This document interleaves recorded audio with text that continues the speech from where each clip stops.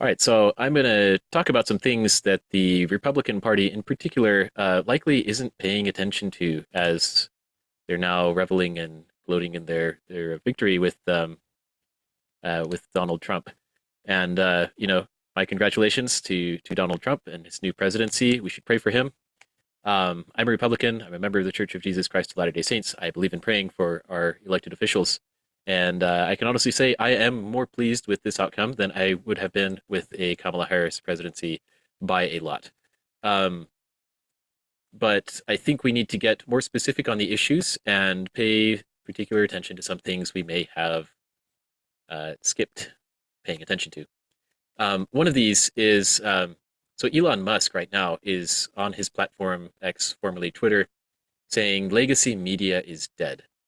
And there are a lot of indications that public trust has been crumbling for a long time now in the what we call the legacy media or institutional media, mainstream media, over things such as gaslighting us, saying, "Oh, Biden is perfectly competent and mentally there," and then him bombing that debate, and then suddenly the Democrat Party throws him under the bus, and the media follows suit.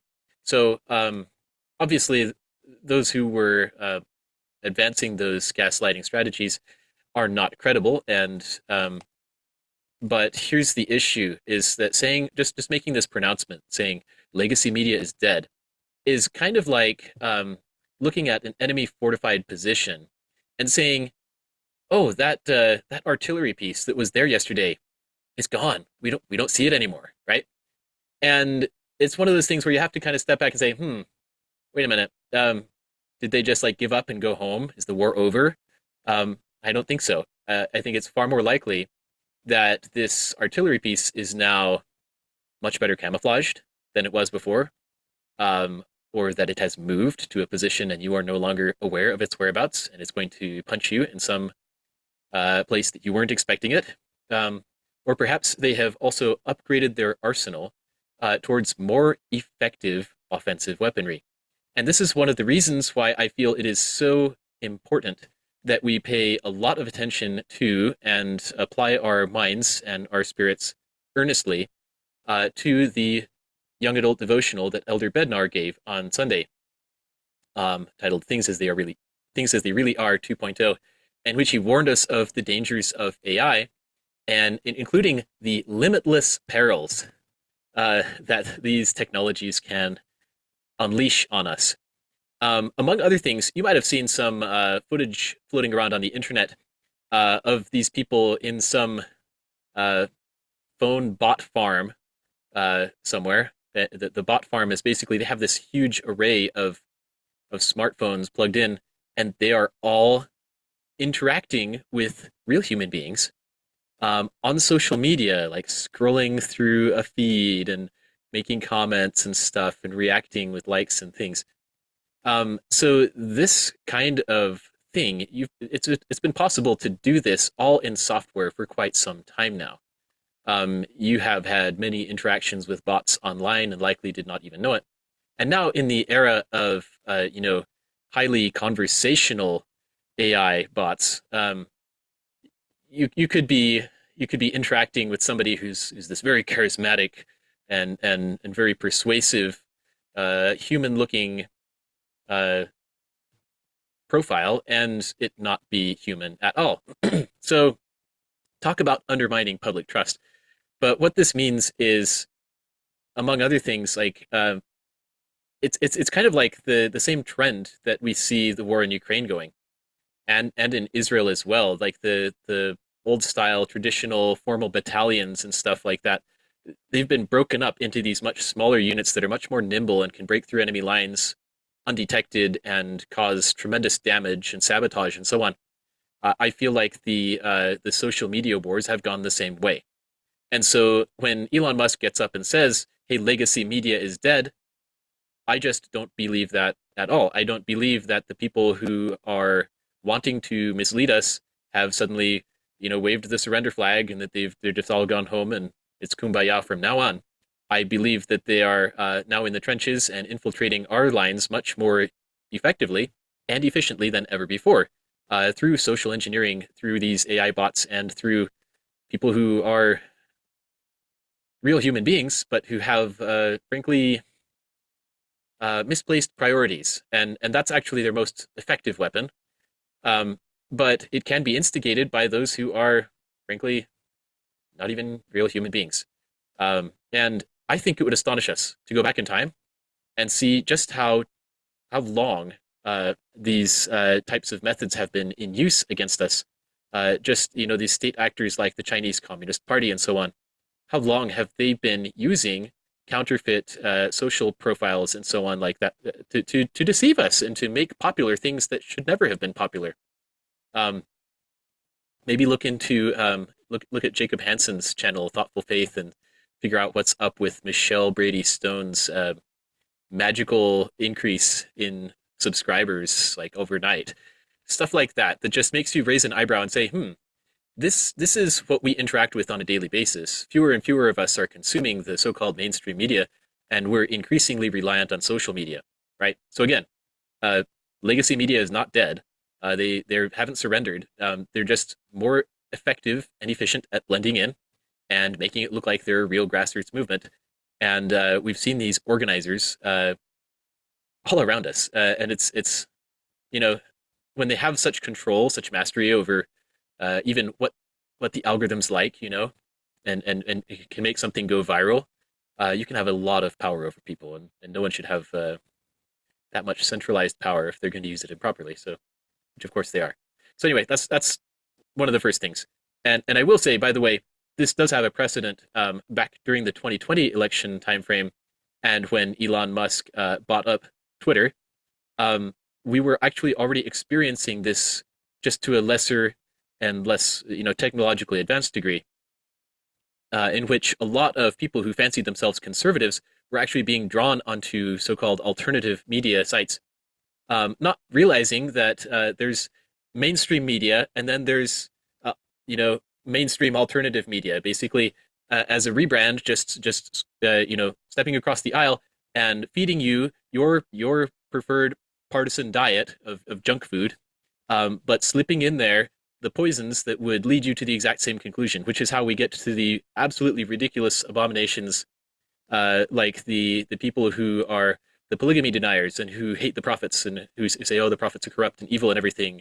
There's no authority in the Church of Jesus Christ because of their bizarre misconceptions about chastity, which are culturally imbibed, right? And then you also have, these hardcore conservatives supposedly, rejecting the prophet and claiming he's fallen over these COVID inoculations and stuff because of conspiracy theories that were advanced through alternative mainstream social media. But it's still, out of the frying pan and into the fire. So unless you're exceptionally careful, I mean, Lord's warned us about this, that even the very elect would be deceived if it were possible. So we've got to be on our guard and not just assume that, oh, ding dong, the witch is dead. Like that's so bogus. One more note on that. There was a really great talk given a few years ago on BYU campus at a forum address. It was given by Ari Fleischer. He was a White House press, I think he was a press secretary.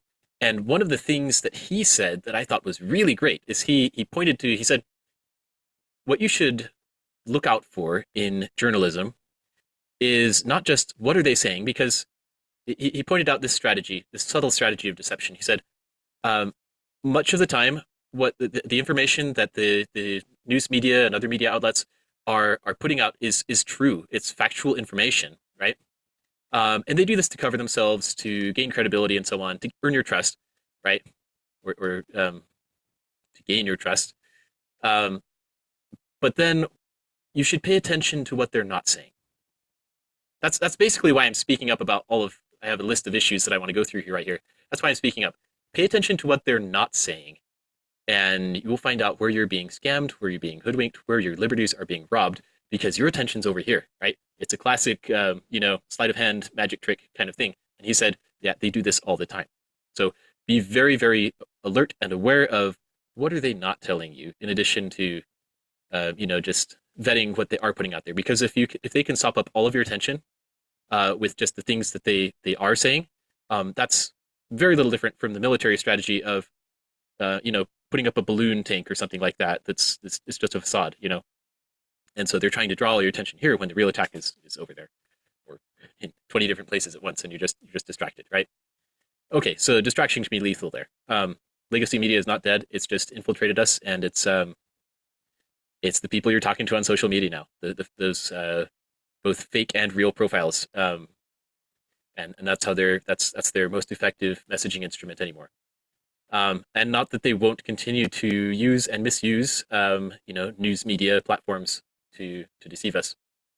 Um, Next thing is on republicanism. So uh, there was this big thing with Kamala Harris not being voted for by any Democrats because of this underhanded thing where they just threw Biden under the bus, and then they're just like, oh well, we nominate Kamala Harris out of the blue, right? Or the nomination falls to her because she's the vice president or whatever. She's our new candidate.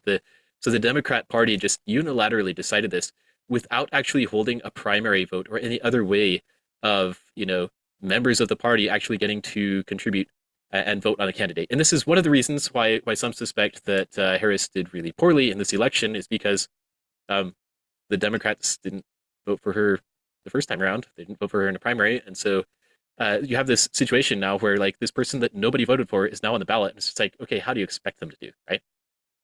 Um, and so Republicans tend to be really big on pointing out how that's such a big problem, right? And it is at the national level and with the Democrat Party. However, we haven't taken serious enough account of what's happening in our own backyards because we're distracted with the national scene and we're not paying enough attention to what's happening right here. So in my state of Utah, we actually had at least two very major races in my congressional district anyway. It's one of them. Um, with the senator, my senator race, yes, and the governor race, those two, um, both of the candidates in those races bypassed the nominating convention by gathering signatures, right? And it's not hard to go and gather signatures. It's called SB 54, Senate Bill 54 in the state of Utah.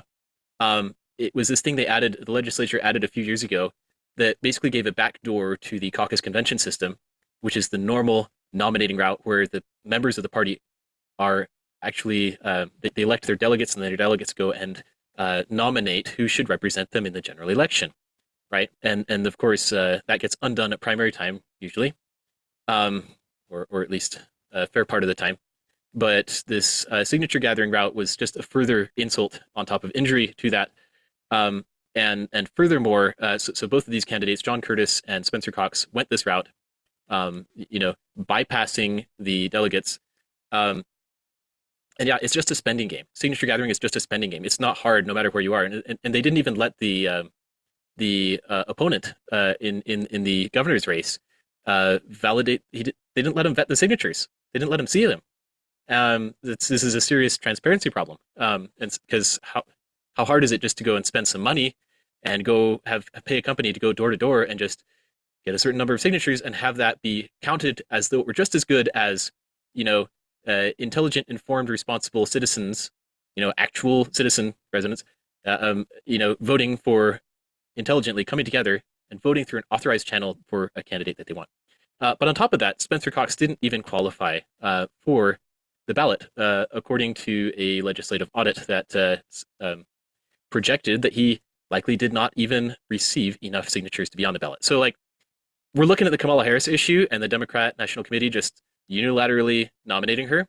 We have the exact same thing, give or take, little bells and whistles, but it's the same thing here in Utah when you have this Republican convention nominee, Phil Lyman, who clinched the Republican nomination by a landslide against the incumbent, Spencer Cox. And then there's this weird, but Spencer Cox gets on the primary ballot through signature gathering, and then he spends his way to victory because most people don't know that Spencer Cox is a rhino because they just vote a straight party ticket, which is really dumb. The prophets have warned us against that. Sorry. And so we're letting them get away with it in our backyard, and we're still pointing across the nation to say, "Oh, you guys are doing this thing badly." It's like, okay, all right, we have an urgent need uh, to set our own homes in order. All is not well in Zion, and this is part of the proof. So, and you can follow these things, and there are even many social media plants out there who will just to your face, including some who infiltrated the delegate system, who will say, "Oh no, how dare you? Like Lyman, he's just a wacko conspiracy theorist. He's just a bad loser. That's all." It's like, no, literally, according to the law as written, this legislative audit needs to be taken seriously, and if it's true that Spencer Cox doesn't actually have enough signatures to be on the ballot, he should not have even been on the primary ballot against Phil Lyman, who was the genuine Republican nominee. Then, like, can't you see how you're being taken advantage of here, Utah? Like, how talk to me more about this? But like, just this is insane. We are completely dishonest and full of double standards if we think it's a victory that we voted for Trump, but we didn't realize what was going on in our own state governor's race. And some similar kinds of antics in the Senate race, where there's this inversion between the convention versus the people, intelligent thinking citizen route, caucus convention, versus the spend your way to victory, the primaries and the signature gathering. That's with John Curtis and so on. Another infamous rhino, but we still just vote along party lines dumbly because we don't think like we should, and that's a huge prideful blind spot on our part. Sorry to be so frank, but I know some people are just going to say this is my opinion. This is not just my opinion. These are facts. Um, a third issue: abortion, Roe v. Wade. We're still kind of celebrating that in many areas, but did you know actually, I think 10 states had a ballot initiative to legalize abortion, and it passed in I forget what percentage, but almost all of them it passed, and I'm just like, wait, the overturn of Roe v. Wade by the federal Supreme Court was supposed to be a victory. I have a very different opinion about this than most Republicans, because I see some very glaring things here. First of all, the Supreme Court should never have been able to decide this in the first place. They have no authority to legislate from the bench and create a binding precedent. I'm actually fighting a Supreme Court case right now, arguing it up to the Supreme Court. If you want to help with that, please let me know.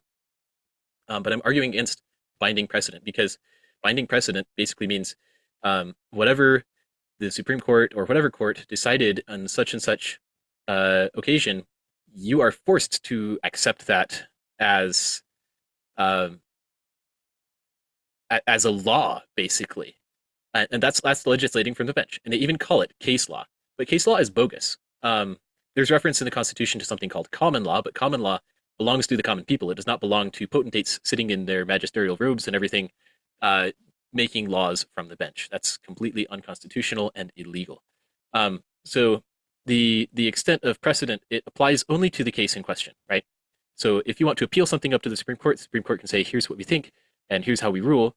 Your appeal is denied on the merits or whatever. They could say we affirm the lower courts or whatever if you're appealing criminal conviction or something like that.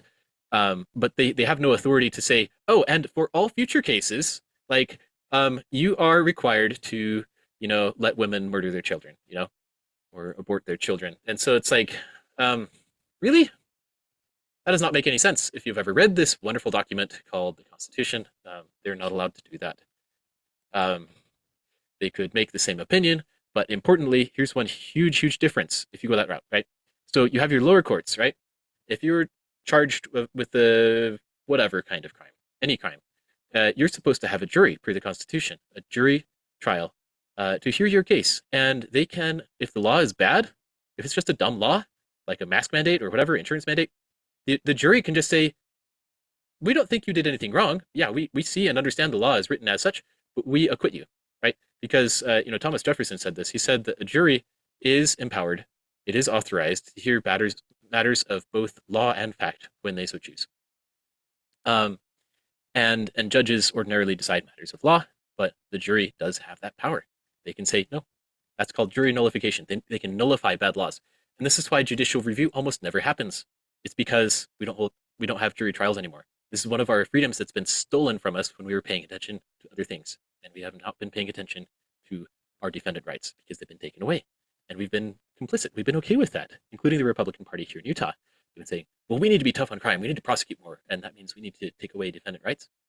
That's the undertone, but that's literally what they're saying. They're saying you ask them about their policies, and they literally believe in plea bargaining. They believe in anyways. I could go on this, but here's why the Roe v. Wade overturn wasn't the victory we think it is. It's because life is a protected right under the Constitution, and when the yeah, the precedent should not have been binding in the first place. Should have been overturned. I'm glad that it was overturned, but it wasn't fully overturned. And here's part of the problem: is it's the same kind of story as with the legacy media thing. The big artillery piece is missing, but now there's a cloud of drones coming in on you, right? They've gotten more efficient and more stealthy. So by supposedly making it a states' rights issue, but the thing is, it's not just a states' rights issue because the federal government is responsible to secure the right to life to all citizens, and it has no other reason for existing other than to secure the rights of life and liberty and property to all citizens. Like there's no other reason for the federal government to exist. And so when the Supreme Court comes up with this ruling that says, "Oh, oopsie, we've been murdering, 60 million, 70 million babies a year. Sorry, that was wrong, and I'm glad for that acknowledgement that it was wrong, but it's not actually firm enough, because what they're doing by making it a states' rights issue is they're saying we disclaim all responsibility for the lives of human beings in our country." That's exactly what they're saying. The lives of the unborn, we will not lift a finger to protect them. States, that's on you. Okay, so now what happens when you have like a murder trial, and it's being heard in a federal court? And I understand people saying, "Oh, it is states because of the Ninth and Tenth Amendment and stuff." No, you're just wrong, because the Constitution guarantees these things to us, and indeed the Supreme Court does have appellate jurisdiction in these things. So if you have a matter of your protected right to life and you appeal it up to a federal court, the Supreme Court, they are obligated to sustain your right to life and the rights of all other people, or else they're derelict and they're not doing their duties. So the government's coming out and openly saying, we don't care for the lives of the unborn. That's a huge problem. And now we've seen there's this formation of drones coming in the states through whatever funding mechanism, whether in or out of state, through under whatever pretenses, and the voice of the people is beginning to choose wickedness because we're falling for this, because we are promoting it. And the really tragic thing here, I feel, with both the media and the abortion issue, is the fact that we as a people we're going along with this line and sinker. Like, it's just the communists have been so pleased with their success because they can send saboteurs, they can try to social engineer and stuff, and they can send bots among us to try to get us to change our public opinion because we stupidly vote along party lines, or we stupidly go along with what appears to be the public consensus rather than standing up for what's right. And we end up being their most effective tools. Like the people who are technically not even planted by them, but are just willingly going along with it and actively promoting it because they love communism, and they love wickedness. That's the worst thing ever. So anyways, the abortion issue, I again don't think it's the victory that we thought it was. It's just been tucked away into the states where it's less visible. It's less visible of a problem, but in many ways, it may be becoming more prevalent, more pervasive, and that's a serious issue because now it's going to be harder for us as a nation to galvanize and get behind and defend the rights of the unborn, because the federal government has completely abdicated its responsibility for doing so. It's disclaimed and said, no, states' rights. You're trampling on states' rights. This is the completely bogus narrative now. Is you're trampling on states' rights if you stand up for the rights of the unborn. This is despicable. This is madness. Okay, one more. Several more. Peanut the squirrel. All right. I'm sorry the government euthanized him. I read in the news story that the rationale they gave was that I guess it bit one of their animal handlers, and they had to kill it in order to um, determine whether or not it had rabies, because supposedly there's no test for rabies while the animal is still living. Now, I'm in favor of animal rights. I'm in favor of the lives of animals. I'm in favor of the right of people to keep animals as pets, um, safely and sanely. I'm not in favor of governments barging in and taking people's pets away. But here's how this issue may have been manipulated to a bad end. And that is that the owners of this squirrel run a massive porn site, and they've been exploiting this squirrel through their social media to get traffic onto their porn site and making something to the tune of like almost $1 million a month, I think it was.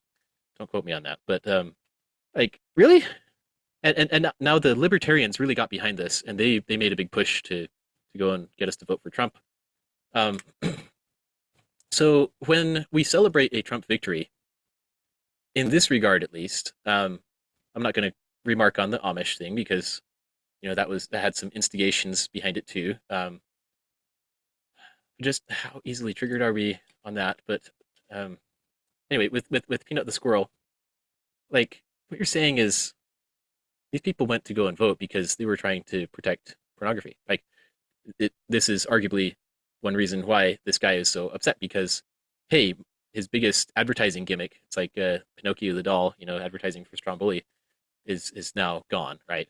And of course the publicity from that has also no doubt given a lot of fuel to some really salacious, awful stuff.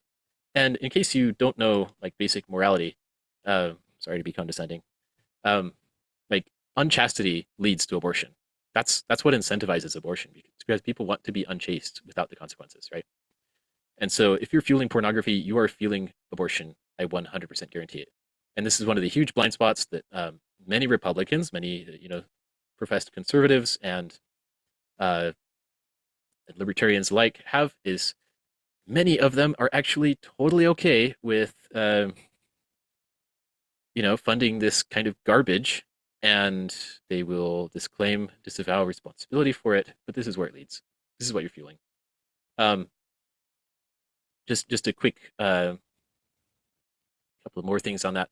Conservatism. Okay, what does the word conservatism mean? Conservatism means you conserve something, right? What is it you're conserving?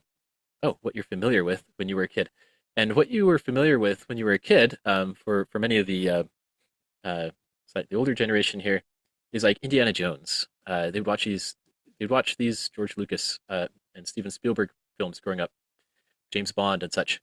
I had this conversation with a friend of mine who had been abused horribly in her childhood, sexually abused and all that. And something that she like, I pointed out to her the fact that James Bond and Indiana Jones are full of innuendo and false justifications for adultery. Like the basic trope for movies of that era is that there's this hero, right, and he sleeps around, right, but he's still the good guy because he's not a Nazi, and he can still also like have wanton, like reckless, callous disregard for human life and all that, the whole nine yards, and commit adultery, sleep around all he wants, just as long as he's not like the James Bond villain who has a big button somewhere in some laboratory and is planning to blow up the world.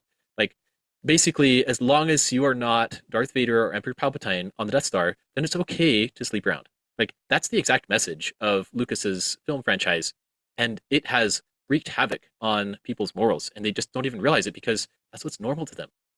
And when I pointed this out to this woman who had been sexually abused and was like hypersensitive to a lot of the like cues and possible warning signs that somebody could be a predator, she was like, "Whoa, that that went totally over my head."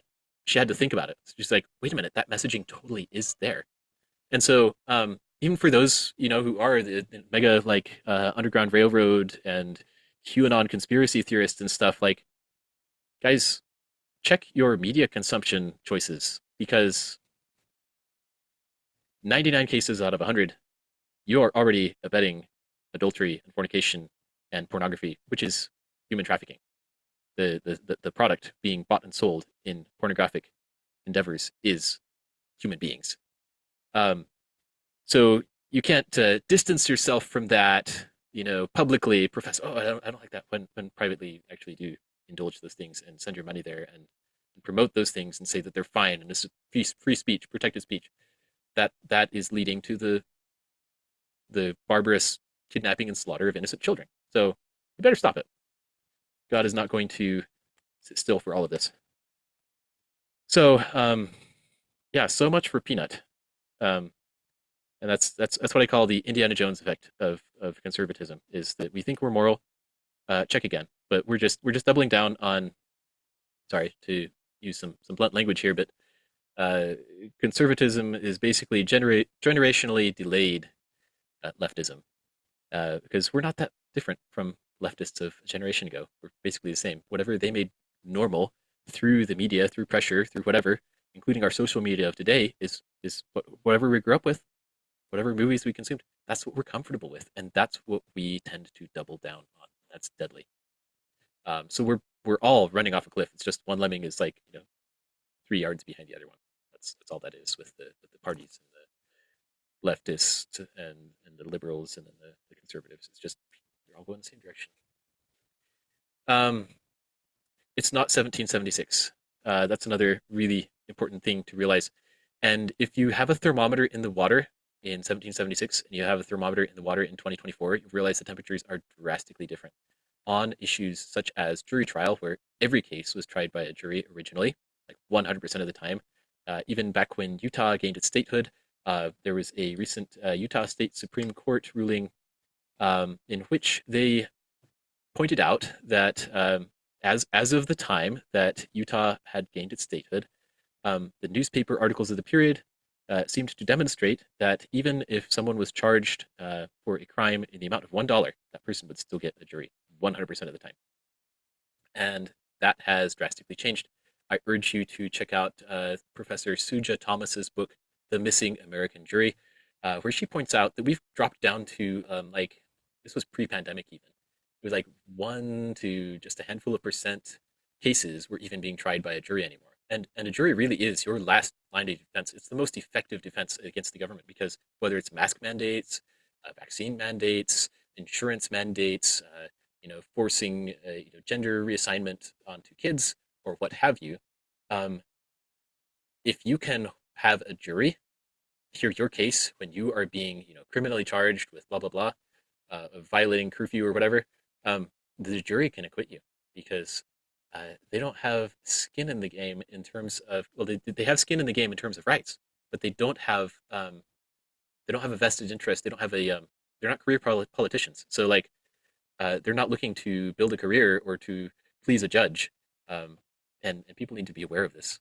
Anyways, so yeah, the water's gotten hotter. Uh, Donald Trump is by no stretch a constitutional conservative, really. I understand you could debate his policies. Please bring some up if you want to discuss specifics.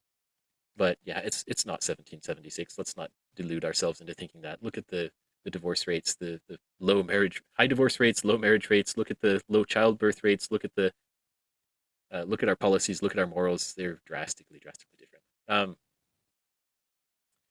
And okay, gas prices. Let me touch on that one for a little bit.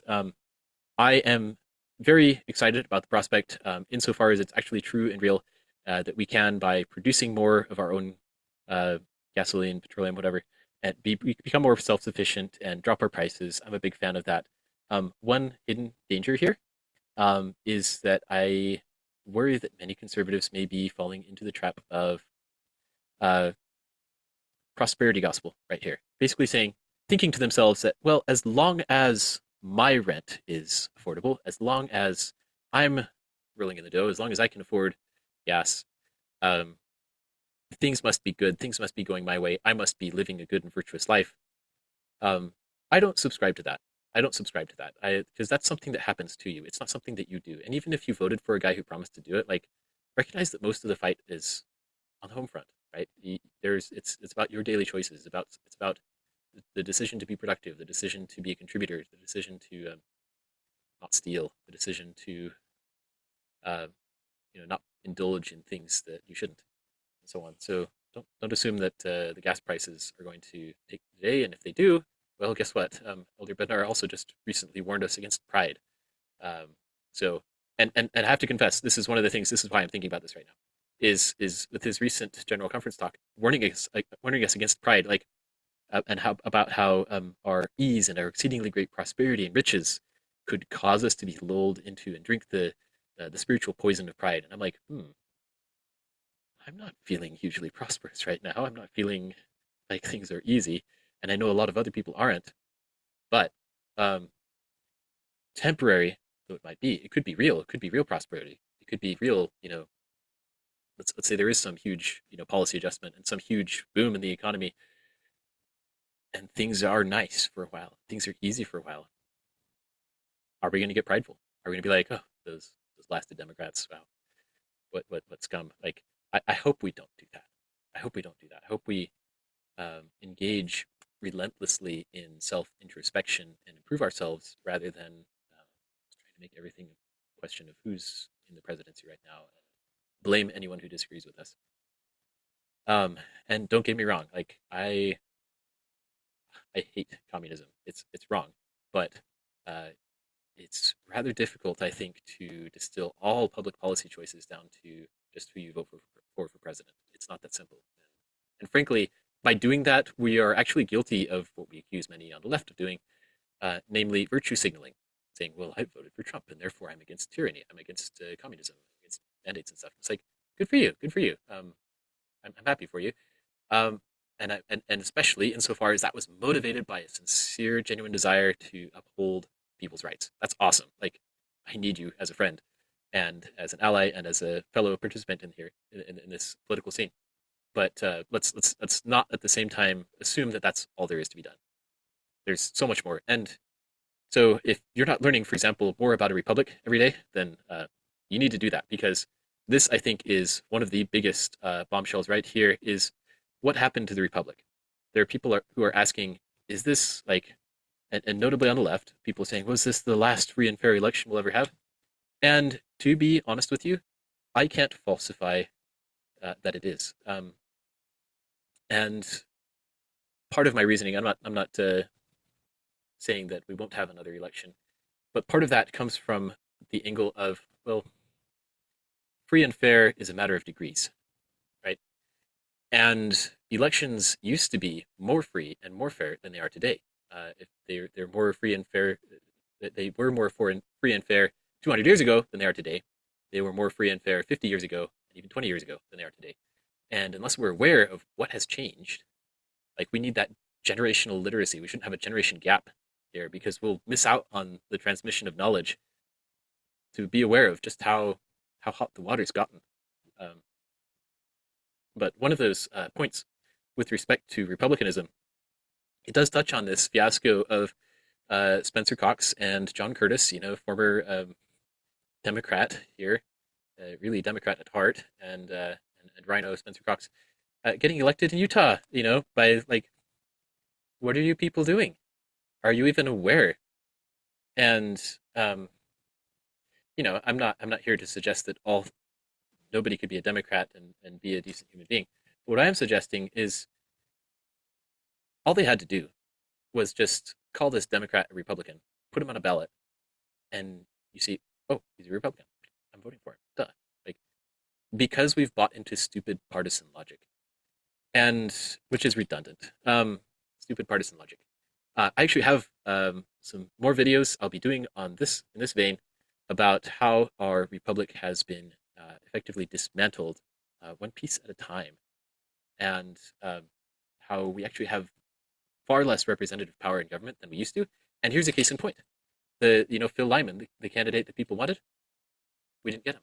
Instead, um, we got the state's candidate. We got the government, the incumbent, uh, the institutional candidate. Anyways, so these are just some examples of why I think and no, we're definitely not out of the woods. Um, no, the howitzer didn't disappear. It's just camouflaged, and there's a swarm of drones coming. So, pleasant dreams tonight. I will see you again soon. And it's kind of hard to shut up about this stuff. I feel like I cannot say enough. Um, so remember, be peacemakers. And to me, that certainly means don't talk past each other. Um, speak about the individual issues. Don't say or promote such things as you could not possibly vote for candidate or party X and be a good human being or a good member of such and such a party because it's entirely possible. Here's one thing I'll promise you, one really good outcome of doing this. The people who vote for candidates that we don't or wouldn't might see some things. Some of them do see some things that we don't see in ourselves. And as long as we're so obsessed with pointing the finger at them and saying they're the bad guy, well, guess what? We're not working on our own problems. And I've seen this with bad policies like BYU's amnesty policy, which is 90% of you will disagree with me on this, but it's true. And I'm going to say it. And that is there's this policy that says, hey, if you are or claim to be a victim of sexual abuse, then you can go ahead and just uh, make that known and go after the perpetrator, your abuser, and we will absolve you of all responsibility for anything you did. Well, guess what? What does that incentivize? That incentivizes us not to fix our own problems. It's not that others don't have or don't cause problems, but as long as we don't fix our own problems, we're actually making matters worse. Anyway, a lot here for people to disagree with, uh, but please subscribe if you don't want to miss out on that series on how we lost our republic. The two-party system is actually not in the Constitution. It's uh, a new thing. The two-party system is fake. Anyways, thank you so much, and I'll see you next time.